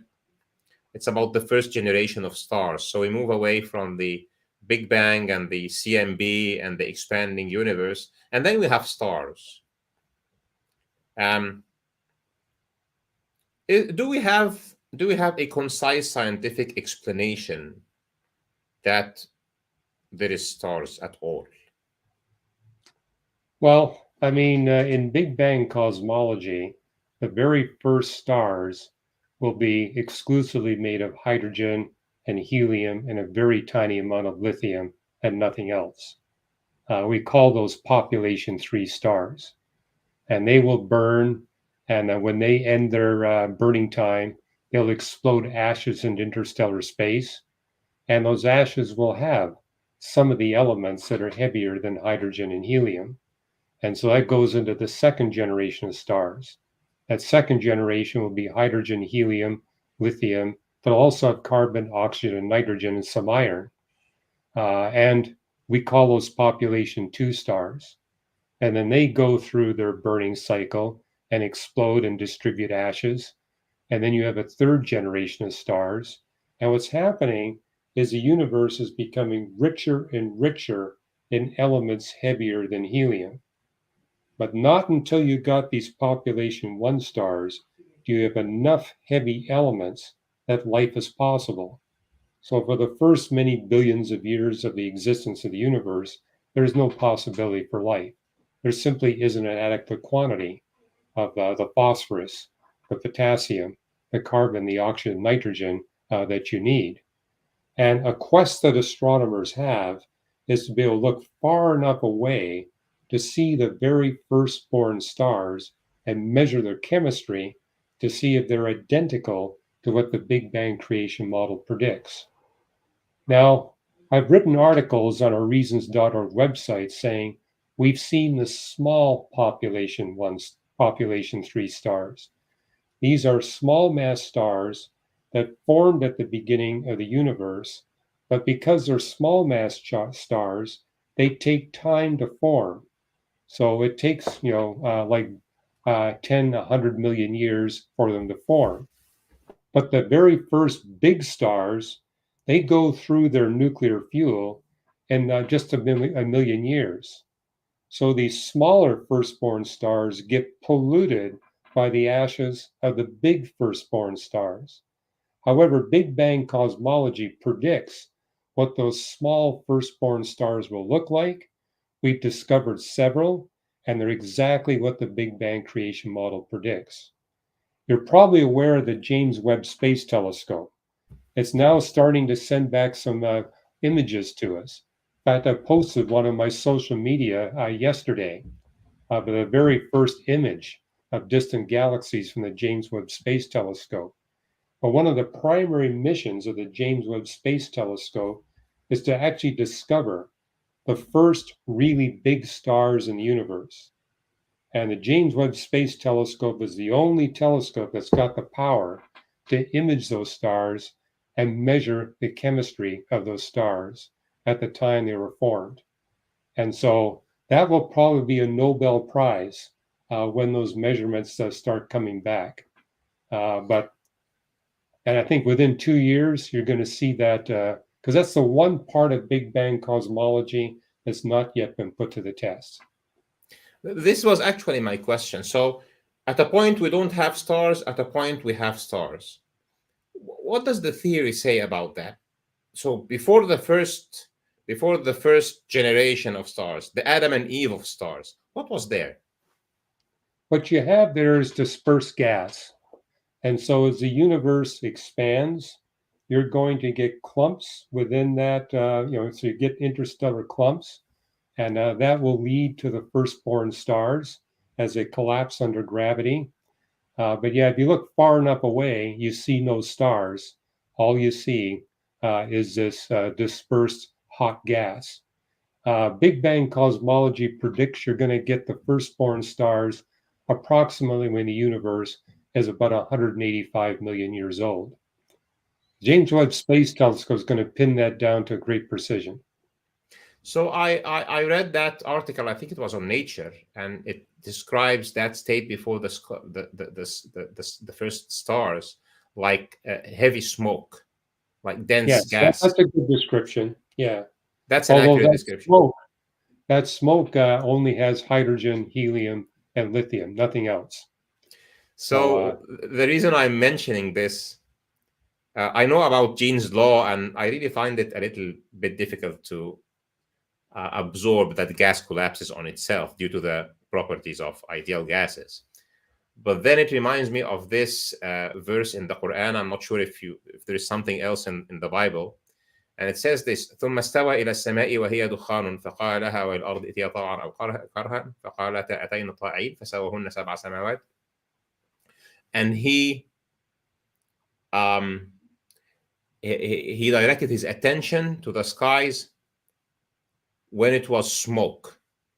It just says this literally. And what I feel the ayah says is that there was a kind of divine intervention at the completely smoke state to initiate the collapse that is in, because all the models that I have looked at, the Jeans law kind of extrapolations, they always have this problem of critical mass and what would start a self collapse. Is this solved uh, already or not? well, that's interesting. You made that reference to smoke because smoke usually means carbon. And the early history of the universe, there is no carbon, none at all. And it's true. Once you've got gas in the universe where you've got carbon, it's easier to get stars to form. And this is why astronomers believe the firstborn stars have to be very massive because there's no carbon, there's no oxygen, there's no nitrogen, there's no smoke. And so you need something else to get these stars to form. And that's why the smaller stars come a little bit later, if only by a million years. Because in astronomy, the more massive the star, the faster it burns up. And so if you got a really massive star, it'll actually go through its entire burning cycle at less than a million years. And that's going to make the carbon. That's going to make what you call the smoke. But for the firstborn stars, there is no smoke. So the And question, so so the question is, how would the firstborn star come to existence if it's just hydrogen and helium, and it's, gases would just fill the space? So the space is expanding, and hydrogen Well, when you and look at yeah, there's an answer to that. When you look at the mm, cosmic microwave background radiation, we see that there's tiny temperature variations, about 1 part in 100,000. That 1 part in 100,000 is sufficient to get a few really massive stars to form without the smoke. So all you got is hydrogen and helium and a tiny bit of lithium. The temperature variations in that expanding gas will lead. That's one reason why we haven't seen these stars. You don't get a lot of them forming at the very first time that stars form. And we're talking because these stars burn up in less than a million years, you're going to have to look 13.67 billion light years away. When you're looking that far away, none of our telescopes have the power to see a single star. Even if it comes in at 200 times the mass of our star, the sun, it's still going to be too dim to find. But the James Webb Space Telescope was designed to have the power to pick up the light from an individual star that far away. Not only to pick up the light, but to have sufficient power that it can see the spectral lines and actually measure the chemistry and determine, hey, if it's our understanding of the Big Bang creation model not only is correct, is it detailed? Is it correct in all of its details? So that was one of the primary reasons why that telescope was designed and built. So all of our tax dollars, hey, if they can pull that off, in my opinion, it's worth it. so you're suggesting that the smoke state is after the explosion of the first very massive ones, not before. Well, it have to be because you're going to have carbon to get any kind of smoke. We don't identify hydrogen and helium as smoke. I Yeah, mean, it depends. yeah, It they're pure depend. gas. Yeah, because at the end of the day, the language will have to relate to something that people would understand. So I don't think there is a word for dense gas directly in the Arabic language. So we typically use To the put it this way, it'll be yeah. transparent. It's not going to be hazy. It's going to be transparent. Aha, I see. It's gonna be a more transparent kind of gas that you would not call smoke. So if it's smoke, it's referring to what came after the first explosions, not before. Yeah, see, astronomers have no trouble having stars forming once you've got heavy elements in the universe. So we have detailed models that predict how stars will form. We see stars forming in real time when we look at these interstellar molecular clouds. And because there's lots of carbon and oxygen and nitrogen there, that's going to give us the chemistry and the physics that will facilitate star formation. The big challenge in astrophysics, how do you get stars to form if you don't have any heavy elements? That Or if was we my use initial. That was actually my initial question. smoke. That was absolutely my initial question. How does the first generation of stars happen? Do you expect that as we keep looking back, we'll find something, or it will resort that there must have been an intervention at that point? Well, we'll Uh, definitely find something because obviously there are firstborn stars. So, Obviously, yeah. The question is how. and we have seen the small firstborn stars. The challenge is to see the firstborn big stars, The big ones. the Yeah. big ones.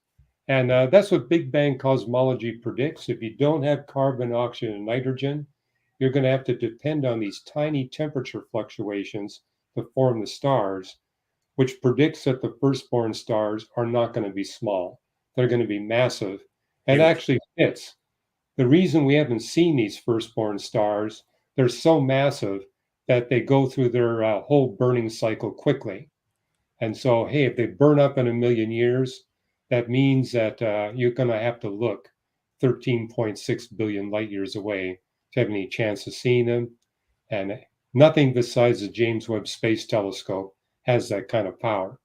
So we're living in exciting times.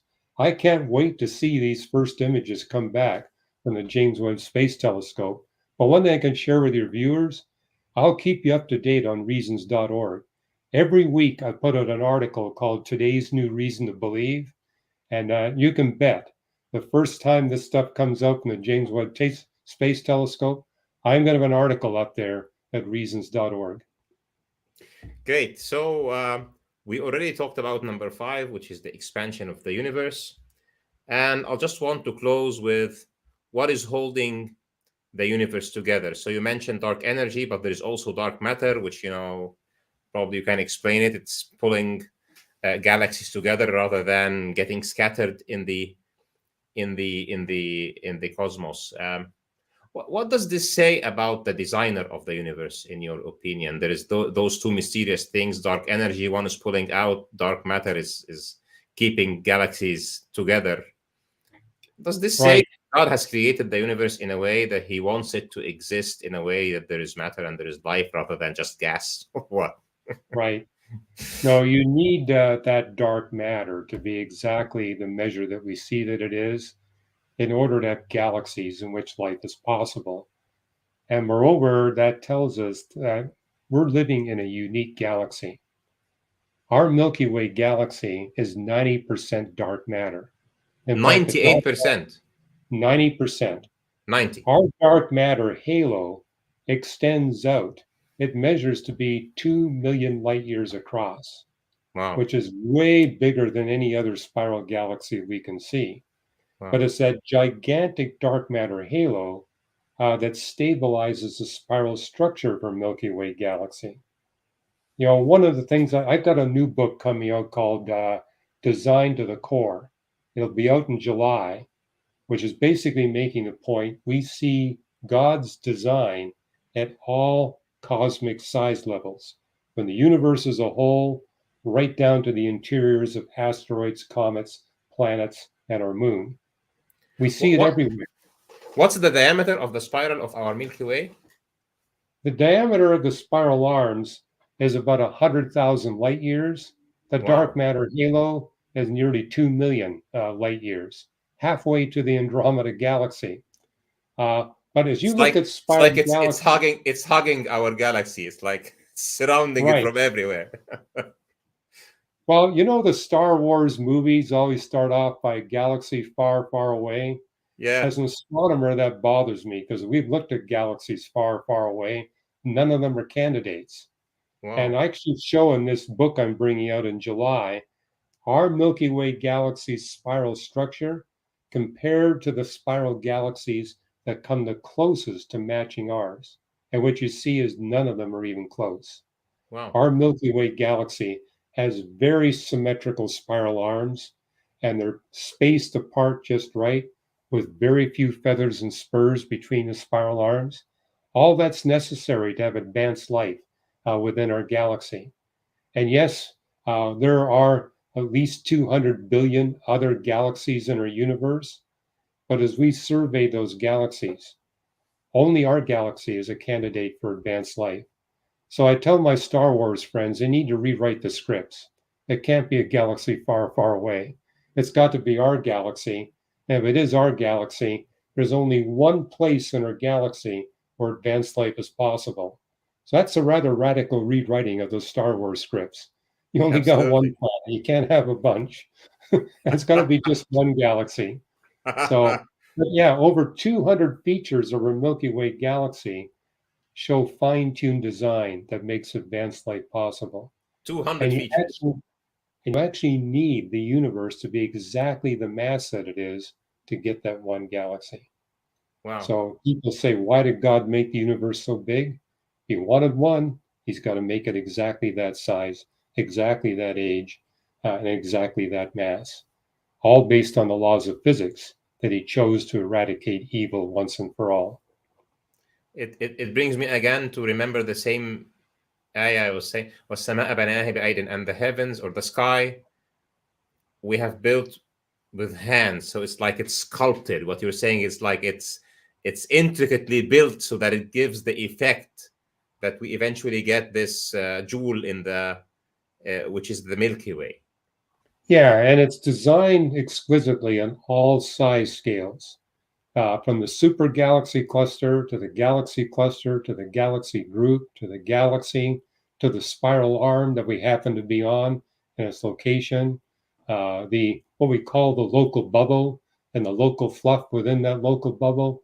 All of it shows this incredible fine-tuned design to make our existence possible in a narrow window of time. As old as the universe is, there's only about a 100,000-year window within that 13.8 billion year old universe where advanced life is possible. And, you know, we're right in the middle of that window. So Wow. the A idea hundred this is all a some kind hundred of thousand a 100,000 year window. 100,000-year window. Well, I tell people that stars are like human beings. They're unstable when they're young, they're unstable when they're old, they're maximally stable when they're middle aged. Now, for us humans, we have a stability period that's about 90% of our life. But with stars, it's like 0.001% of the life where you get the necessary luminosity stability where advanced life is possible.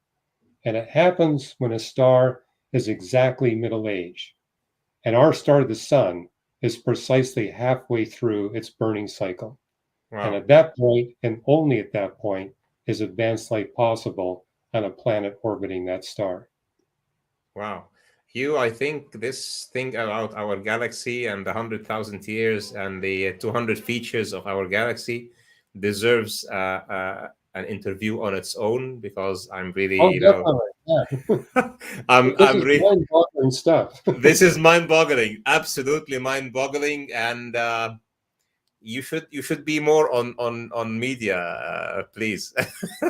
You must do those talks more frequently. So I'm blessed to have this talk with you today. Absolutely, completely novel stuff, and unfortunately, as you were saying, the media just pushes the other stuff, and people need to hear this.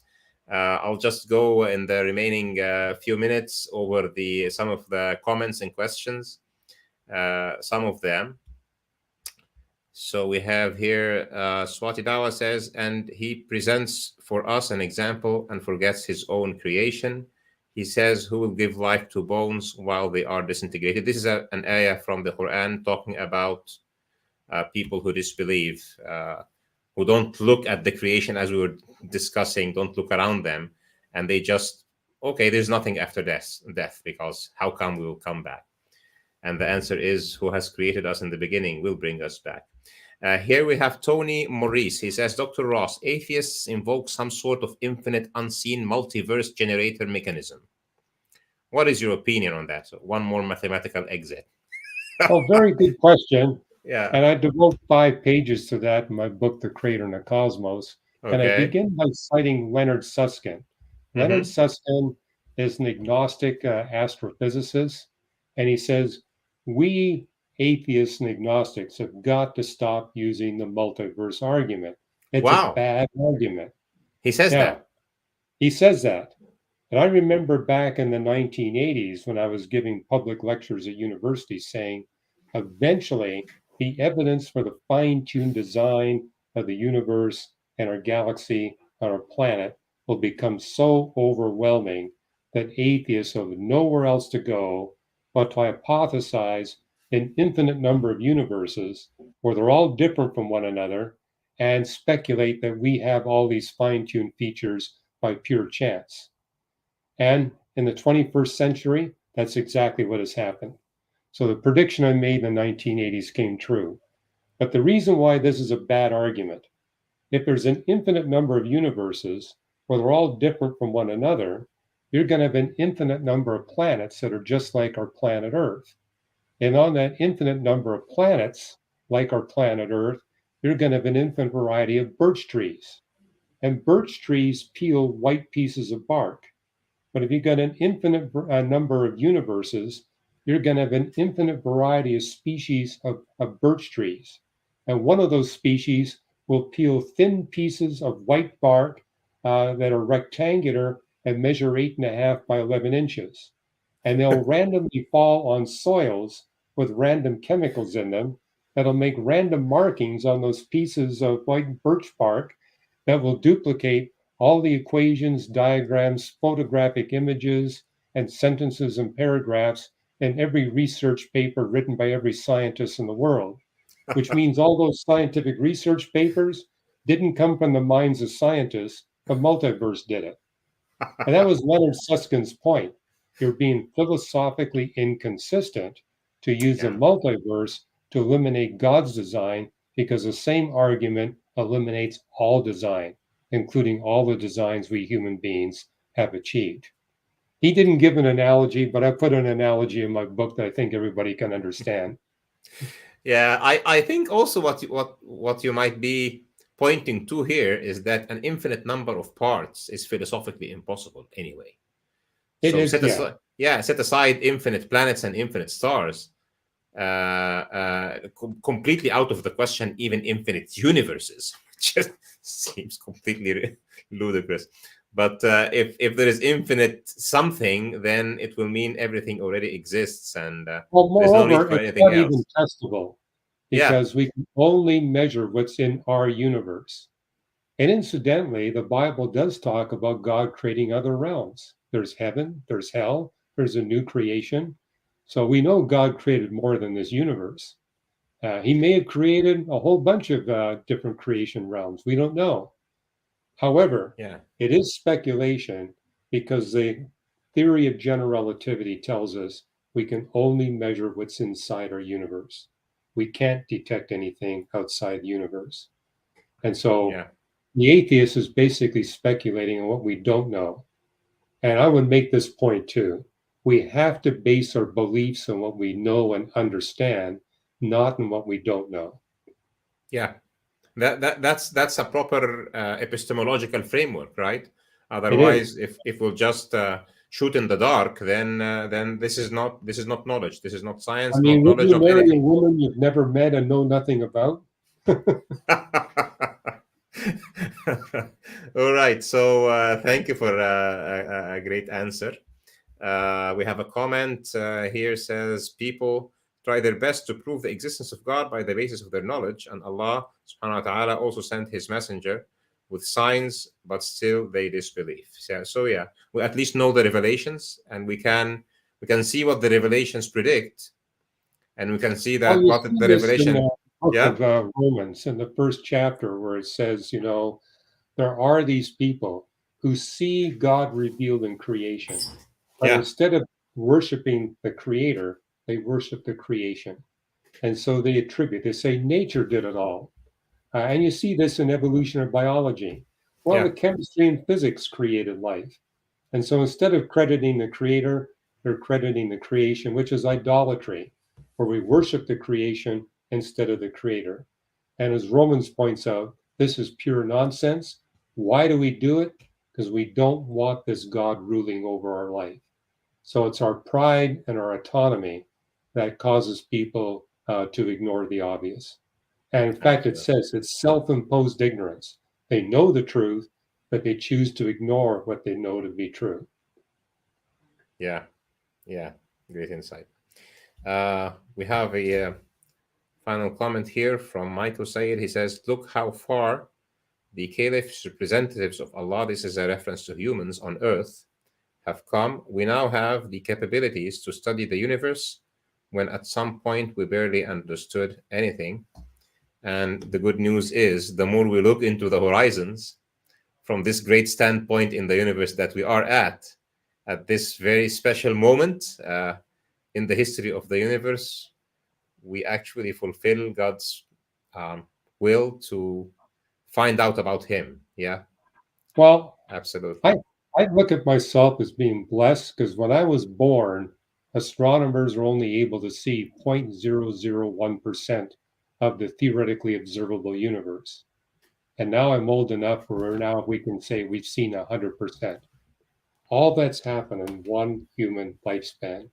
What an amazing time to be alive. So I often share with Absolutely. audiences, whether they be believers or unbelievers, we're living at a special time in human history where we know more about nature's book than any other previous generation of humanity. Moreover, we're seeing a doubling time in knowledge that has never been witnessed before. My own discipline of astrophysics, we learned double what we knew just within 5 years. Every Wow. 5 years, we learn twice as much about the universe as we knew since the beginning of human history. Wow. It's an amazing time in which we live. But I think there's a responsibility. When you're living at a time when knowledge is exploding at that great a degree, we have a responsibility to use that knowledge with love, with charity, and wisdom. And to me, that's what's really lacking in the 21st century. Absolutely. Absolutely. Doubles every 5 years. How amazing. Yeah. Doesn't happen in every discipline. Some disciplines it takes 20 years, but even 20 years is a phenomenal short time span. Absolutely. Um, I think this has been quite a blast. We have a final thing here from Otangelo Grasso. He says, "What is Dr. Russ' best argument stroke evidence against a young Earth interpretation?" And let's Good close by question. this one. And Yeah, my experience with young Earth creationists is that they don't have much respect for the book of nature, but they have very high regard for the book of scripture. And so I will cite the book of scripture, something we've already talked about on that. The Old Testament tells us repeatedly the laws of physics do not change. Every young Earth creationist model depends on radically altered laws of physics at the fall of Adam and at the flood of Noah. And the Bible explicitly rules that out. So, one way I've been reaching out to my young Earth creationist friends is to say, let's just look at what the Bible states. And from a biblical perspective, if you look at not just the book of Genesis, but all the books of the Bible, what we see is that it's impossible to believe in biblical inerrancy from a young Earth creationist perspective. It can only be done if we recognize the days of creation in Genesis 1 are 6 consecutive long periods of time. really insightful. So, Dr. Hugh Ross. This has been three features of this dialogue, in my opinion, and I would like to take yours and then we close. Number one, an experience of a man who has gone through the ages from people putting models that supports atheism to the day today, where there is mounting evidence that supports belief in God. So thank you for sharing this great ride with us, and may God bless your life and give you a longer life to teach what you have gone through. Second, great insights about reconnecting to nature, because through seeing the hand of the Creator, those who unveil their eyes would be able to see through the creation and take them to the Creator rather than masking the Creator from them.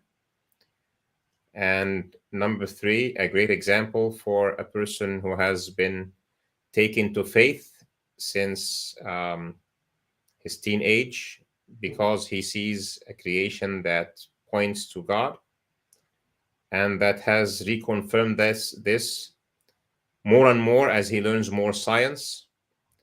A great example for the young of this age who think that science would close the God of the gaps, but what actually is the reality is that science shows God of the Scripture.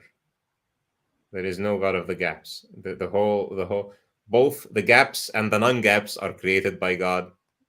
And it seems from what you have taught today that the more we uncover gaps, the more we understand about gaps, the more we find God, just as He wanted us to look at the horizons to find Him, and so that it is evident to us that it is the truth.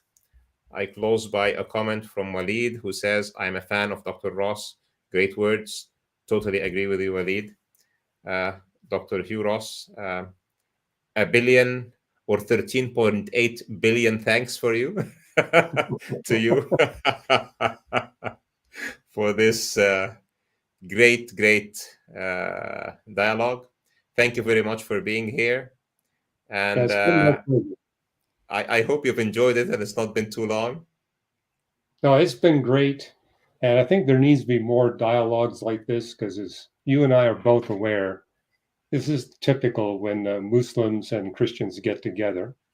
So the fact that we're able to have this dialogue in a spirit of charity and of grace, I think is an example for everybody today, is that, hey, we have our differences, but it's how we express our differences that is going to make an impact on people.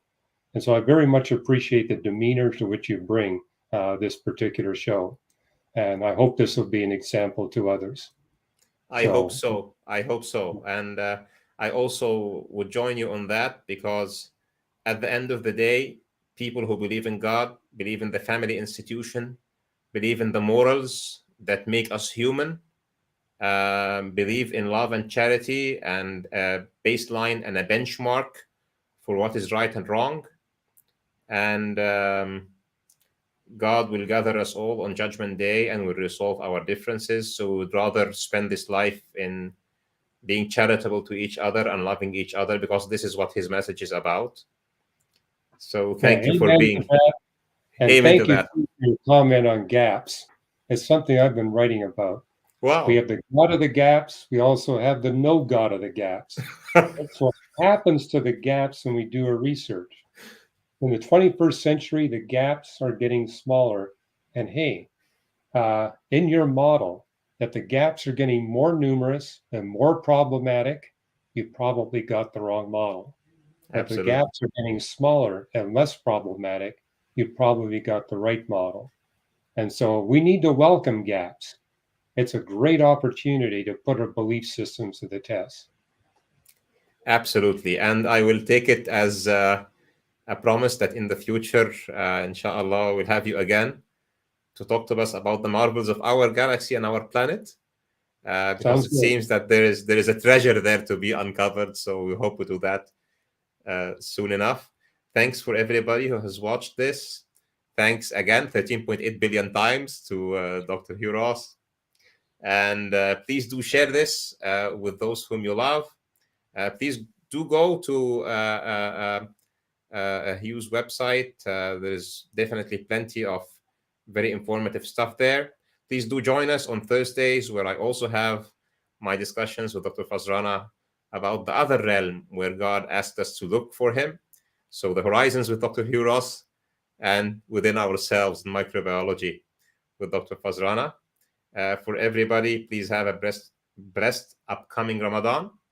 Please consider what Dr. Hugh has told you, to have a time off from this busy world, to contemplate and ponder on God's greatness and increase your faith.